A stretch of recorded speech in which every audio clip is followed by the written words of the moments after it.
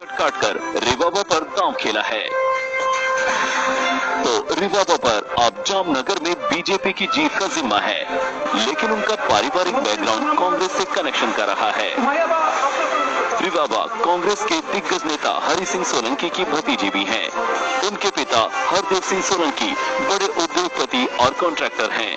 रिवाबा करनी सेना से जुड़ी रही हैं और इसलिए बीजेपी को राजपूत वोट मिलने की उम्मीद है। जाहिर है रिवाबा के लिए प्रचार में रविंद्र जडेजा जरूर उतरेंगे, लेकिन इस चुनावी पिच पर रिवाबा को अपने ही परिवार का गतिरोध झेलना पड़ सकता है। जामनगर में भाभी और ननद की लड़ाई दिख सकती है। ननद यानी रविंद्र जडेजा की बहन नैना जडेजा।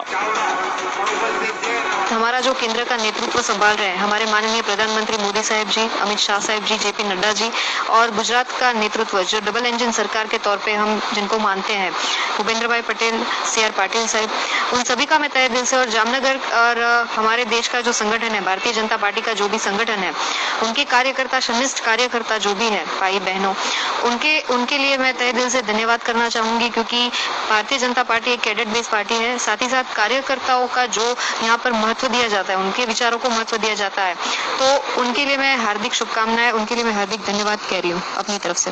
મને એવું લાગે છે કે જો કદાચ બીજેપી નવો ચહેરો કોઈ લઈને આવે તો બીજેપીની 78 વિધાનસભાની જે સીટ છે એ કોંગ્રેસ છીનવીને લઈ જાય, કારણ કે જે નવો ચહેરો આવે એમને અનુભવની પણ કમી છે, સંગઠનની પણ કમી છે, અને खाली पैसा थी तो जीती नहीं सकातू।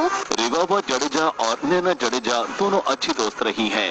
2019 में रिवाबा बीजेपी में आई तो नैना ने कांग्रेस ज्वाइन कर लिया। जामनगर में नैना बेहद एक्टिव रही हैं और महिला कांग्रेस की जिला अध्यक्ष हैं। नैना के कांग्रेस से टिकट मिलने की तस्वीर फिलहाल साफ नहीं, लेकिन नैना कांग्रेस की तरफ से प्रचार कर सकती हैं, और अगर ऐसा हुआ तो ननद भाभी की ये जंग बेहद दिलचस्प हो जाएगी। अहमदाबाद में गोपी घांगर के साथ आज तक ब्यूरो।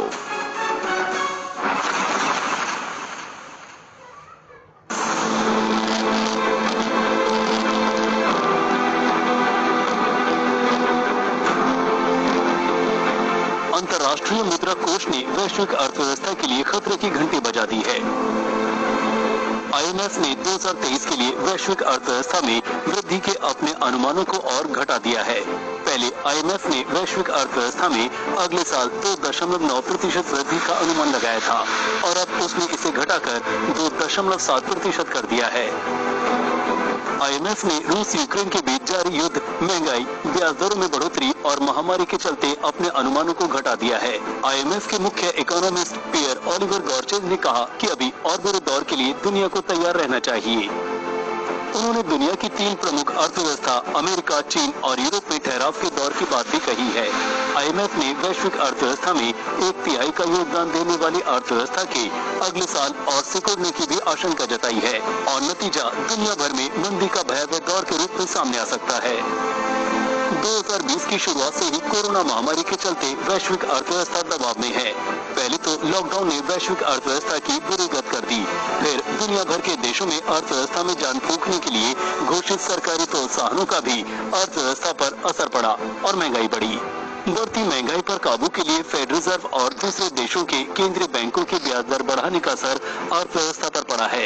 ऊंची ब्याज दरों ने निवेशकों को बाजारों से दूर कर दिया और दुनिया की दूसरी मुद्राओं की तुलना में डॉलर को काफी मजबूत कर दिया, जो चिंता का नया कारण बन गया है।